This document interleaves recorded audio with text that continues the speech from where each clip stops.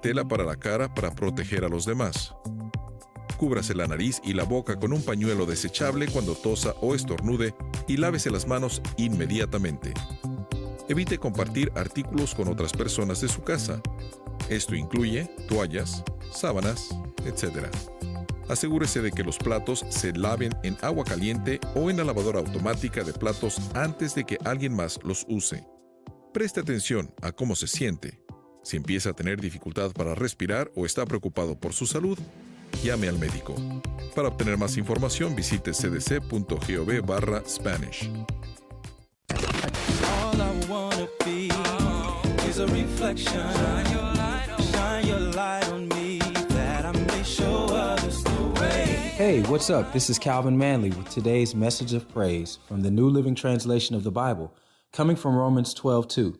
Don't copy the behavior and customs of this world, but let God transform you into a new person by changing the way you think. Then you will learn to know God's will for you, which is good and pleasing and perfect. Get your message of praise at wjou.org. I'm Calvin Manley, and I am Oakwood University Radio.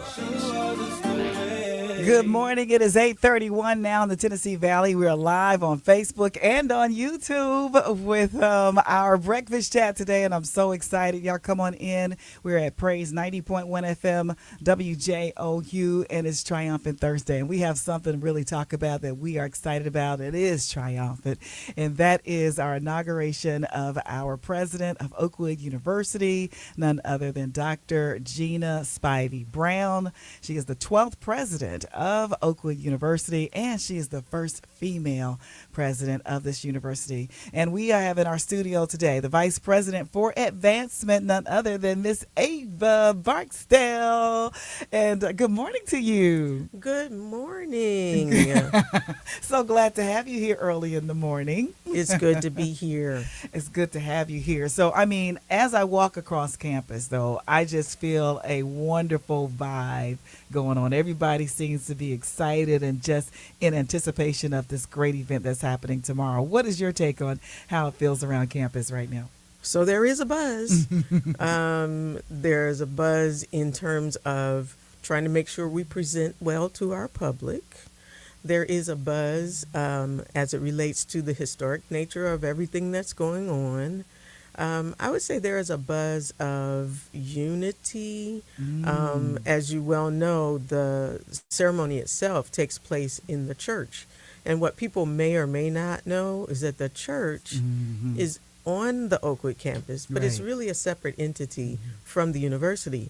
But we have worked in lockstep with the church. I think they are thrilled to be the site, of course. But we are getting the church ready, getting the people ready, making sure everyone knows where they are in the line for the processional, getting all the music in line.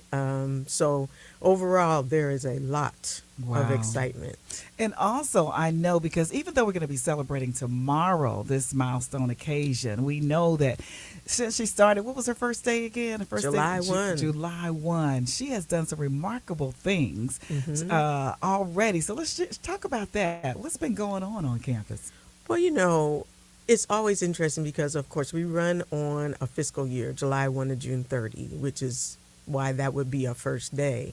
And in this year, we had so much happening. Right after July 1, there was General Conference in St. Louis, and so she was on the ground for 2 days. She had walked around the whole campus. Wow, I believe it. She and I went into the music building at the time under renovation, and she said, "Oh, this needs to be done. Do you think we could do the ribbon cutting sort of around the time of the inauguration?" I was like, "Oh, okay, maybe." At that point, we didn't even have a certificate of occupancy just yet. Oh, my goodness. So we got in gear around that. She also came into my office and said, "I think I'd like the offices of advancement to be closer to me and to come down to Blake Center." Right. And so Yes. we went to the General Conference and we came back and started moving.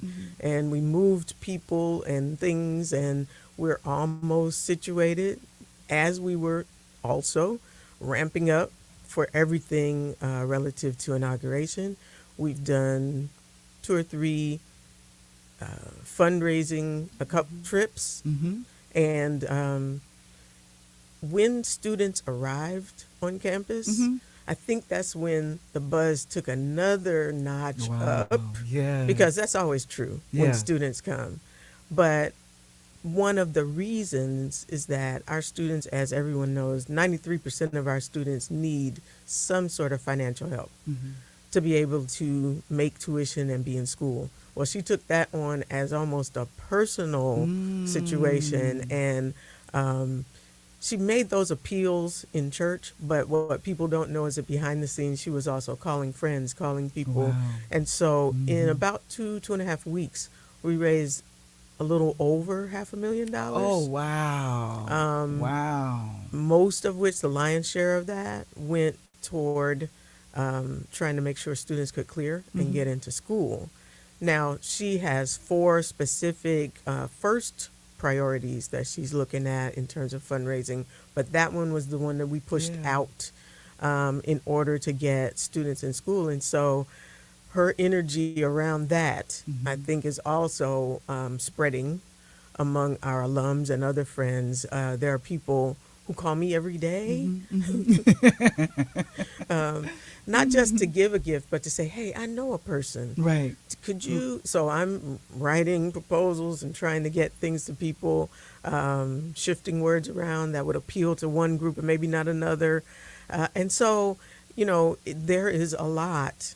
Even if we weren't doing inauguration, It's a lot going on, and it's exciting. And I think, also the students, it kind of took it up to a next level because they actually were able to see her because she was, like I said, she was all over the campus, very approachable.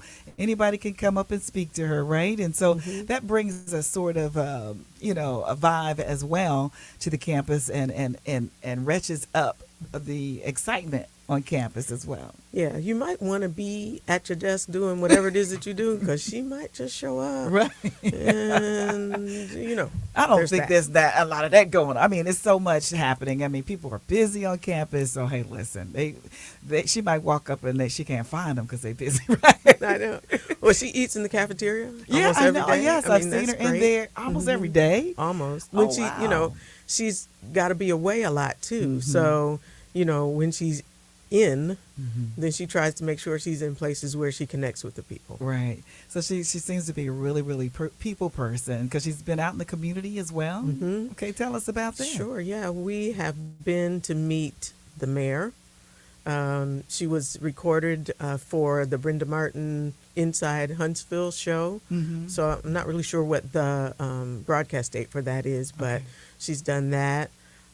She's already made contact with the people on the chamber, and so to make sure that we have a presence in those spaces. And oftentimes, just because I've been here about 2 minutes longer, right. I'm trying to make sure that I can connect her with the people that I've connected with, so that we can not just be in the Oakwood bubble. The Oakwood bubble is great. It's comfortable. It's a wonderful cocoon.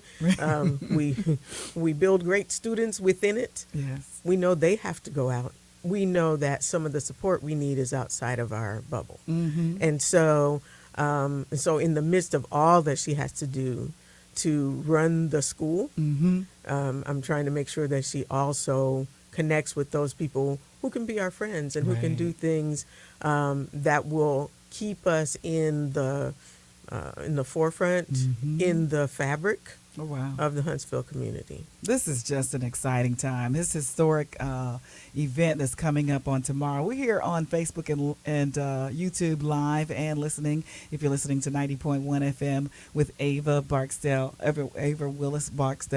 who is the Vice President of Advancement here at Oakwood University. And we're just so excited about what's getting ready to happen on tomorrow. So how significant is this moment for the campus, the alumni, and the community as we prepare for inauguration on tomorrow of the first female? Right. Okay. This is clearly big, right? Yes. And so because I am an alum, who graduated 45 years ago. Okay. Yeah. When I walk the campus, and I have recently had the opportunity to give people who had never been here tours and things like that, and I think about the length of time that I walked on this campus and the places that were here and the places that are no longer here or the new buildings that we have and that sort of thing. It's a heady feeling to think about 129 years, first female president. Now, also as a woman in leadership, it's just I guess that's who I am. Yes, you are a woman in leadership. Let's embrace it, which you already have, really. But yes, woman in not leadership. just here, but in other places. I know the challenge of that, and to be really, really for a moment, which is always momentary for me, to be actually serious about that. The challenge of being a woman in leadership is different than being a man in leadership, because people are used to one and not the other. Yes. And sometimes the demands that are made are different. The amount of time you have to be excellent is shorter. And so I understand, I think, from a certain kind of perspective, the weight of the mantle.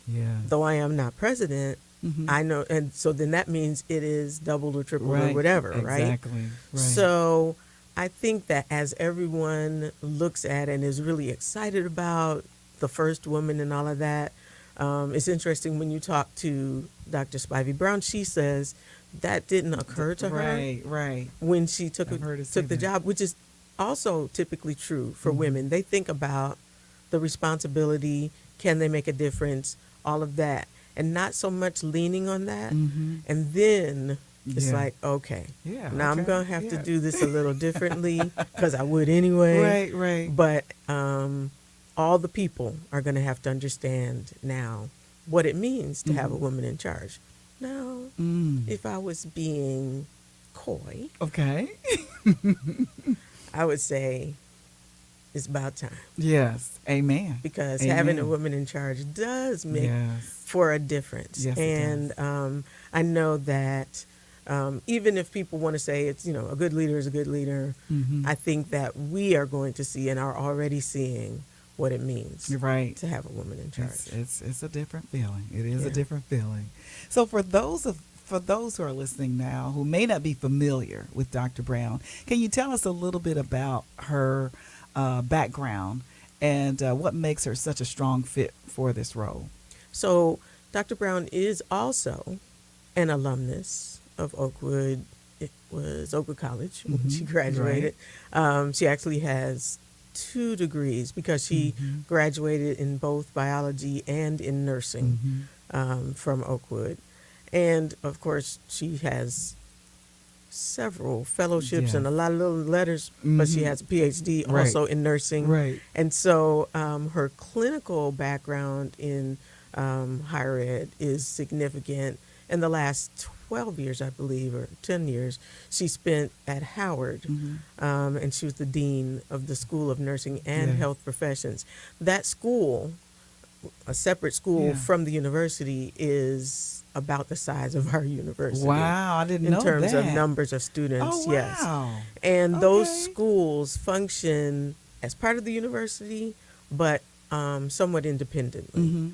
And so the challenges she had with being the dean of that school are similar. Very similar, In size and everything. Right. Now, there are some things, of course, that are university-wide that she probably didn't have to deal with, but so but I know that schools like Howard University are similar to Johns Hopkins University. The schools are really like separate, and the deans are really the presidents. Correct. And those are that's the type of role that they have in these positions. So that's why I said it's very similar. Especially if she's got the same, about the same size as Oakwood's enrollment and everything. That's pretty, that's a great transition right there. Yeah, and I do know that in the course of her tenure there, the number of students doubled in that school. So she's certainly accustomed to enrollment changes and shifts and challenges, and then how you fund these things. And so I think that I think of it a couple of ways. Anybody that graduates from Oakwood comes out with a certain kind of preparation. Yes.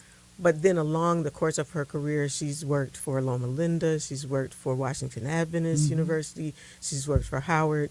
She added some things to that Oakwood preparation that make her available to come back. When I came back, someone on my staff said, you departed, you entered to learn, departed to serve, yeah. returned to lead.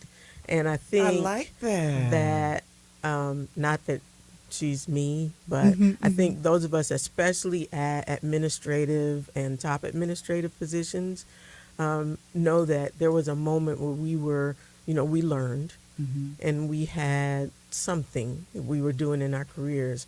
But returning to Oakwood to lead is a special kind of thing. Yeah. And it brings with it, I don't want to say an added pressure, but an added responsibility Yes. because we know what we want for our school. Exactly. And we know that we want it to go into perpetuity or till Jesus comes, which is the same thing, right? Exactly. It's the same thing. So I know that she and I share that in terms of the responsibility for what we're doing. And that's heavy. And then, we haven't even listed the fact that it's an HBCU too. Right. The weight of that and all that comes with that. But wow. So she is definitely, we see more clearly, those who did know that she is the perfect fit for Oakwood University's 12th president, first female with all this background and degrees and knowledge and leadership and excellence.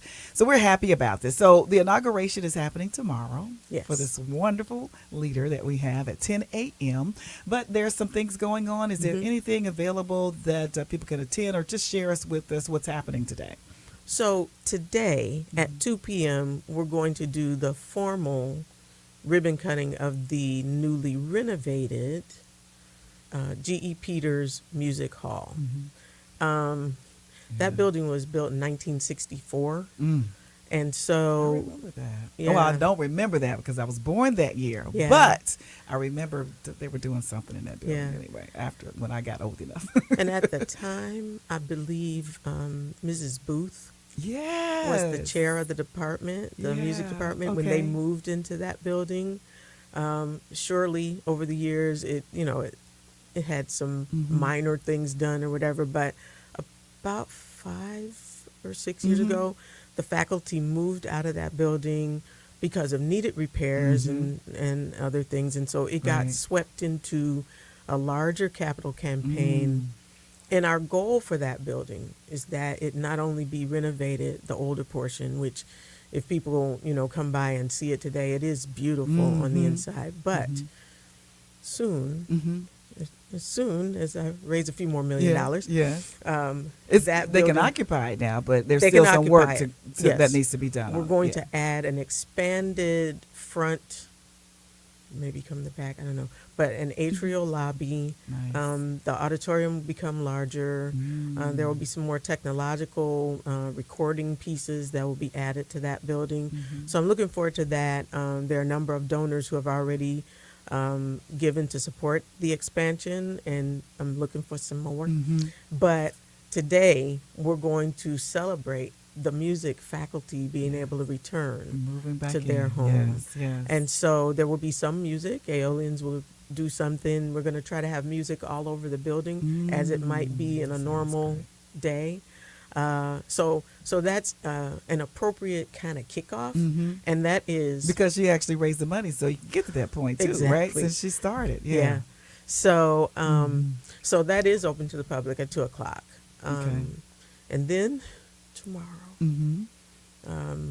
I will say that while the inauguration ceremony begins at 10, there will be a pre-concert that starts at 9. And there will be student musicians, Dynamic Praise, a group called Testify, a women's group called Becoming. If anyone saw Dr. Brown's first sermon in the church, there was a women's group that sang before her, tremendous. So we've asked them to be part of the pre-concert. And then the grand procession. And you mean grand. We truly mean Absolutely grand. grand. We don't do it any less than that. Right. Just grand. Yes. So student leadership with the United Student Movement, students, Mr. and Miss Oakwood, Miss UNCF. I'm thinking of it in order, right? Board of trustees, past presidents, administration, provost, all of the deans of the schools, faculty chair people, faculty, staff, then other dignitaries. It is a tradition, especially at HBCUs, but really at any institution, that colleagues from other institutions of higher ed will come to support a new president in their regalia. And so we will have a number of individuals from Howard University and from other institutions that have come to march in as part of the procession to support her in her presidency. And she will be the last to come in. And then we will begin, hopefully, right at 10 a.m. With a program that will also include the Aeolians and Wintley Phipps, and just a celebratory time. Celebratory probably for us. Maybe I don't think heavy, but it will be even more of a reality for her as she is invested with the responsibility, rights and responsibilities for running the school. So that'll be big. So that's like a ceremonial like exchange or something, or like hooding or okay, all right. So I've been to one. I just cannot remember all of that fantastic, fancy stuff that happens. But so everybody's going to be in regalia. Everybody, as far as who's in the processional. All of us administrators, all of faculty, staff are not always in regalia. Those who choose to wear regalia can, or just their suits. But the folks from other institutions will be in regalia. Board members choose whether they're in regalia or just in suits and dresses. So, yeah, it's going to be a lot of fanciness. I feel like wearing mine tomorrow. Okay, go ahead. I don't get to wear it that often, so I know. Hey, I feel like wearing mine tomorrow. I might, because WJLU is going to be there. We're going to be broadcasting live. I'm going to try to figure out how I can be in line and try to do some broadcasting. But we're going to be broadcasting that live, so we're excited about that. So this is going to be a great event. It's going to last about how long? So let's talk about this first, because even though Oakwood University Church is large, it cannot hold everybody in the Tennessee Valley that might want to come. Correct. How is that being handled? And So in June, I think, we opened an Eventbrite piece for people to buy free tickets. My last count on that was about 1,200 people availed themselves of getting those tickets. Ooh. But that was kind of That's outside full, though, that was outside of our processional group. That's what I'm saying. That means so, it's full. That's capacity. There's going to be a lot. Capacity is about 2,000, but students, all of that will probably. We are going to provide the Mosley Complex, which is just across the breezeway, for overflow if people, come. So if you come and be get there late before, around about 8:40, 8:45 or so, because it's going to fill up fast. And, and those seats that are reserved for all of us that are marching in, it'll look like the church isn't full, but then when they come in, it's going to completely So, I fully expect it to be a full house. So people can be a part of it. And just need to get there early. Don't sit in reserve seat. And that's what I'm saying. So if you cannot, that's what I was trying to go to. Okay. If you cannot make it there, you can look at it live stream, because the university is going to be live streaming it as well on YouTube at Oakwood University. I forgot what their YouTube channel is, but I think it's just Oakwood University. They're going to be live streaming it. You can listen to it at WJLU, on your radios, or you can go to any of your favorite streaming platform and listen to it through WJOU as well. So we're making it available for you to listen around the world. If you cannot make it, lots of people I've even talked to this morning while I was on the radio was excited about this and saying, "Oh, I'm going to be watching or going to be listening to the WJOU to get to be a part of it." So that's how people can be a part of it. There's another way people can be a part of this moment, isn't there? As far as supporting and Well, we are always open to the support. And, you know, in all seriousness, all of the energy that went behind making sure that students could clear and all of that was fabulous. mm-hmm. Registration starts again for the spring semester Wow. in November. Okay. And, you know, if we're really, honest, our students come from homes where their average salary or the average income in those homes might be $65,000 to $70,000 a year. Tuition at Oakwood is $32,000 a year. Right. Just do the math. Right. And so Yeah, that's when you tight. split that in half, you're talking $16,000 a semester. And so, we have a fund called Standing in the Gap that we use strictly for need. And it is when a student has done all they can do, their parents have done all they can do, they've gotten whatever kind of aid they can get, then we try to close those gaps. And so when those people were sending that money rapid fire during fall registration, it was kind of interesting. I would have a donor on the phone, said I just pushed the button, I'd see the gift come in. I would call admissions on my other phone Right. and say, such and such a donor just gave. We can't tell you what student, but there is this amount of money Right. that you can fill however many gaps with. And so, we know that there's going to be some of that again Nice. in the spring. And then the third time it happens in any given year is right before commencement, where students are trying to clear to walk down the aisle. And so, it would be wonderful to do, and Dr. Brown says this periodically, we want to lower tuition instead of, and I would love to see that. I would love us to go incrementally down because we have enough support through endowment and other means to help students, and then there's less pressure on them. But for now, we've got to figure out ways to cover those gaps. And so I'm always, interested in people knowing that we can be one of their philanthropic targets. I know that people with extreme means tend to give to 4 or 5 causes that they choose. And so those of us who raise money try to become one of those 4 or 5. That's right. So 20% of your discretionary giving potential to come toward us, we would love that. So we are not against the people who are going to give us $25 or $50 or $100. We love that Right. as well, and we Exactly. are That thankful adds for up. it.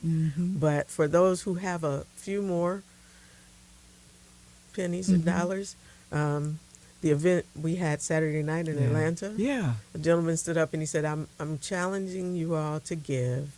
I want to match some people's gifts tonight, Wow. but I only want to match the gift if it has a comma in it. Come on now. That's the way to raise it. And I Come said, on well, now. all right. And how much did they raise, if you can disclose that night? So that night we had sort of in our hands about 22,000, but I can tell you that in the 4 or 5 days since then, I've seen clearly 10 or 12,000 more come in. So they started at a goal of about 100,000, and in the probably within a month they will probably have make it, that. yeah. But I was so thrilled Yeah. to be in the company of alums who said, "You can sit down. We got this. Right. We're going to talk to our peers," right now, and so that was great. Wow. But that's it's not restricted to our alums. We love our Exactly. friends. Our So friends, anyone community who members, yeah. wants to give, we are. You just go to oakwood.edu. Yeah. Give. Give.oakwood.edu. That you will see on that page the president's priorities. Nice. At the top, there's a drop-down box to put any other kind of thing in, but I will just tell you, if you just stop there, you will see student scholarship support there. You'll see support for the expansion of the music building. You'll see support for Cooper Complex, which is our science complex. You will see the president's discretionary for projects. She's picking projects, things that people have long needed some money for. And so if she has money in that project piece, but I also would give a plug for the Oakwood University Fund, which is just our annual fund for unrestricted money, which is really critical when we have an unexpected situation like a boiler going out. Right, or right. Oh, yeah. You know, yeah. something like that. So, Absolutely. you know, you don't want me to Yeah, consume yeah, your we time. yeah. I could keep on, you know, I if you know, want. but listen, we've had a great time talking with you, and thank you so much. I see you guys out there who have joined us for this breakfast chat. It's an exciting time here at Oakwood University and for the entire community as well. So we want to thank you, Ava Willis-Barksdale, for coming in and joining us today and giving us a glimpse into the historic celebration that's going to be happening tomorrow. Once again, the inauguration of Dr. Gina Spivey Brown, the 12th president of Oakwood University, and the very first woman, I like to say that, to serve in this role. It will take place on tomorrow at 10 a.m. at the Oakwood University Church. Family, we're going to surround this whole moment with prayers and presence and our praise and celebration. This is a triumphant event on Triumphant Thursday. We're talking about it, and we want to thank you again for coming in and sharing with us, Ava, so much. Anything else? Final word? You got it? All righty. Thank you so much. You've been listening to a breakfast chat on Morning Joy with Ava Barksdale, who is the vice president of University Advancement. Have you saved a life today? I took 2 flood victims to a shelter. I donated a day's pay to help a family that lost everything in a fire. Have you saved a life today? I teach a class in infant CPR. I donated a pint of blood. Have